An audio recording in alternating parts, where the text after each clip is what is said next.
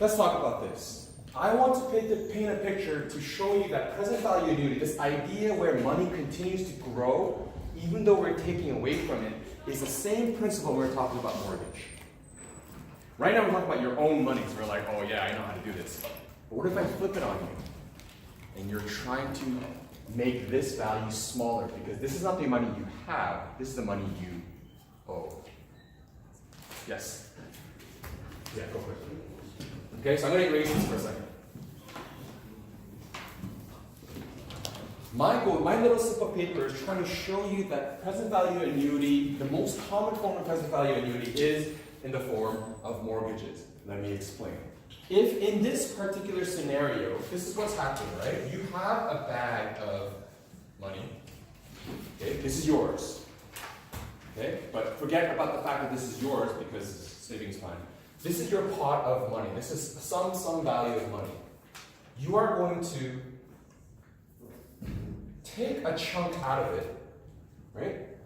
And then over time, you take a chunk out of it so it becomes a smaller amount, but because of time, it becomes a slightly larger amount. I'm not doing a very good job, am I? Okay? I got it. Doing the best you can.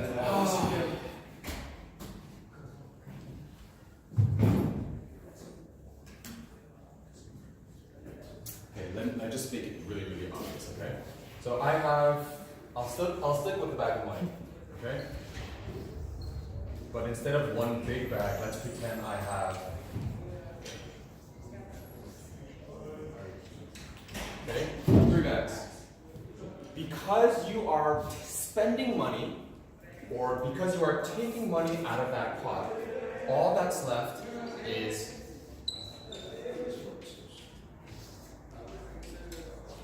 two of them, right?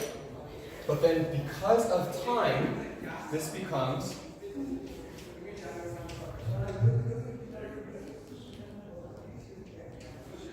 a little bit more. That makes sense when it comes to savings. Instead of dollar signs, let me flip the table on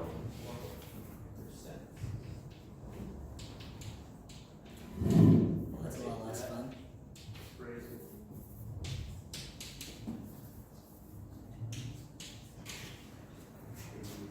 This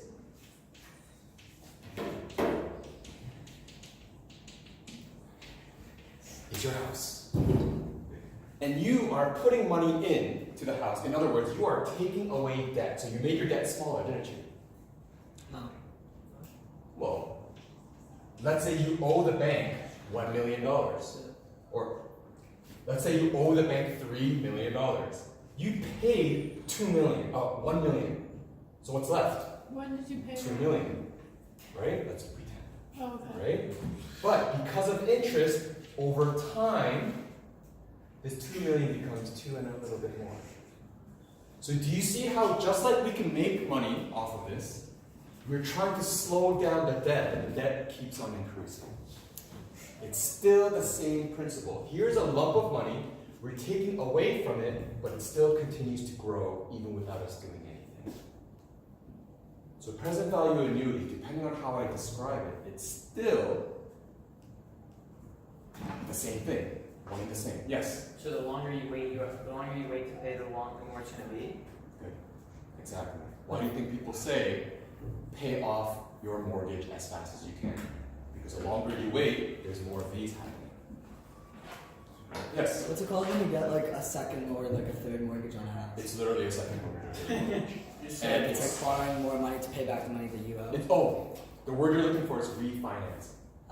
And it depends. It's worth it or it's not worth it. Take a look at the little slip of paper. I try to make it as realistic as possible. Full disclosure, it is I didn't borrow $550,000, but it's a good number to use. Okay? Take a look. Mr. Kim, my task for you in this little slip of paper is identifying how the formula for savings or retirement in present value annuity is the same as trying to pay off your debt in mortgage. Take a look. Mr. Kim has borrowed $550,000 right now to buy my house. So what is my present value? How much money do I have right now? 550. Are you on the little sheet? Yeah. Okay? So I'm doing a little question A right now, okay, from the sheet. He is charged an interest rate, so the mortgage interest rate is 2.6% per annum compounded bi-weekly. And I decided to choose bi-weekly because I get to pay it off faster. Here we go. If my interest rate is 0.026, my compounding is 26 times a year, and my amortization period, in other words, I am paying this off within 30 years. How much am I paying the bank every 2 weeks? And this is gonna surprise you. This is gonna surprise you immensely. Wait, how's it 550? I missed that. Oh, I just wrote it right here. I borrowed $550,000 right now. Follow along. Get a piece of paper, write it on the back, do something. Okay? This is what we're talking about. So plug it in. If I have $550,000 right now, present value, what is the monthly amount that I am taking away from it? Do you see how it's similar to savings? Okay. Savings is this much, and I'm taking away from my savings. This is debt, and I'm taking away from my debt. It's the same pattern.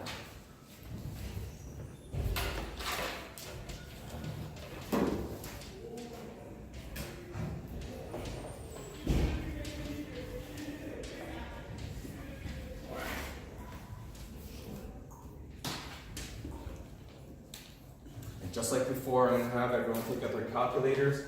550,000 is on one side. R multiplied by this ginormous fraction thing, which is going to turn into a decimal, is on the right side. What does that say, the negative?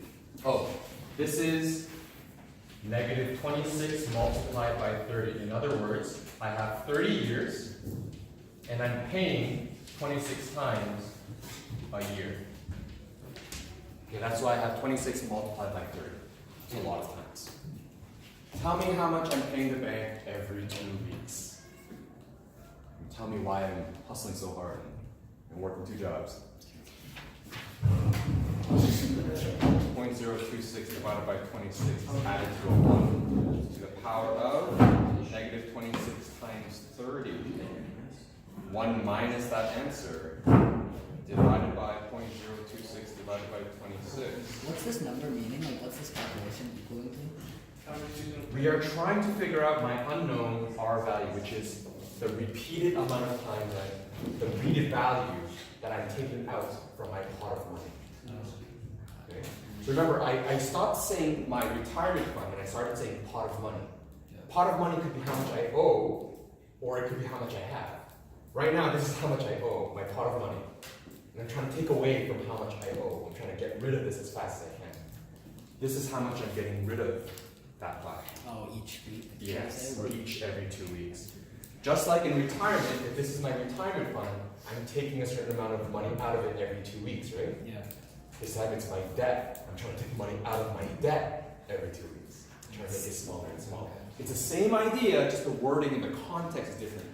Please remember, context is absolute king. So this turns into about 541 and 415. That's trying to be accurate. So 550,000 is equal to R times this number. That means R is 550,000 divided by 541.415.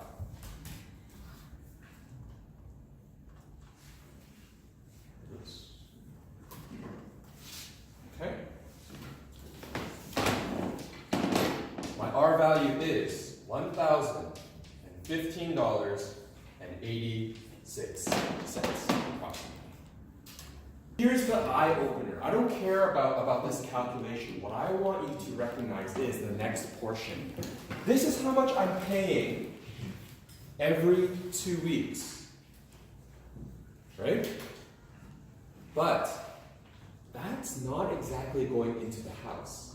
Part of that is going into the interest. This is what I mean. let's take a look at part B.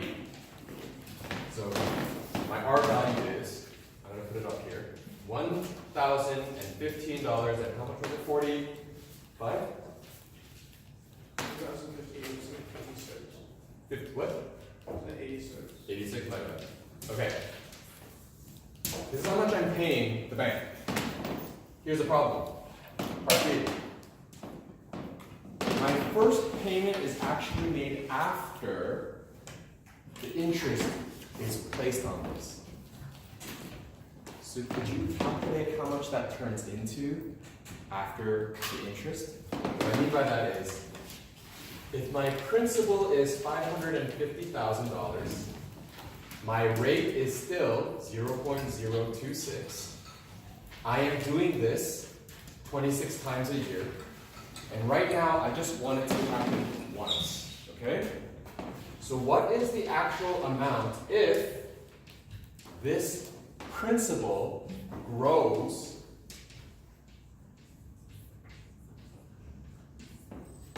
for one period? Can you tell me how much I owe the bank after 2 weeks?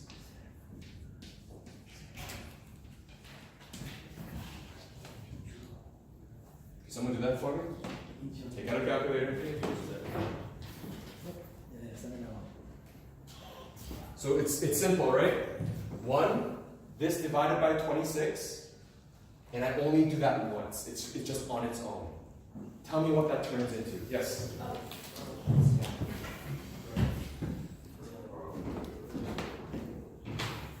Equals 550 what? 550,550. Okay. So, you guys, think about this. This is really important. 550K turned into 550. And then I pay the bank this much because that's what I promised them. How much is left? More than the original. No, just can you subtract it? It's a little less. Not as much as you think, yes. Yeah. Just be careful. Are you minusing that? Yes. 549,534.8. Minus 6 Okay, everyone, this is the annoying part. You thought you paid $1,000 to the house, right? Yes. But we didn't. You only paid $500 to the house Because of interest. because of interest. How long is that after 2 weeks? After 2 weeks, I earn interest once. Is that like a real rate? Like, can the It's still, mortgage- 2.6% is a terribly low rate. It's an Really? amazing rate, yeah. That's crazy. That's what your parents are going through if you have a Yeah, mortgage. that's so mod. Go on and thank them. That's- Look at the mortgage buyer has the cash. Obviously, right? Here. That is why when you're talking about mortgage, oftentimes they say how much is going into interest and how much is going into principal. Okay? So now that you realize this, take a look at part C. Oh, sorry, we already did part C. This is part C. You can write that in. Okay? Wait, what was part Part B? C. So part B was figuring out what does it turn into. And then part C was, okay, well, if I pay $1,000, how much is left in my debt? Which sucks, right? It's sad days. Sad days. Part D. And this is a really sad part. This is what I'm going through. And I hope that you don't have to go through it, but I feel like a lot of you probably will, because that's the way fun works. How much is used to pay interest and how much is actually used to pay off debt? You can calculate it, but from what I see right now, it's approximately 50 to 50. Half to half. Tough stuff. Part E, the biggest kick in the pants. Part E.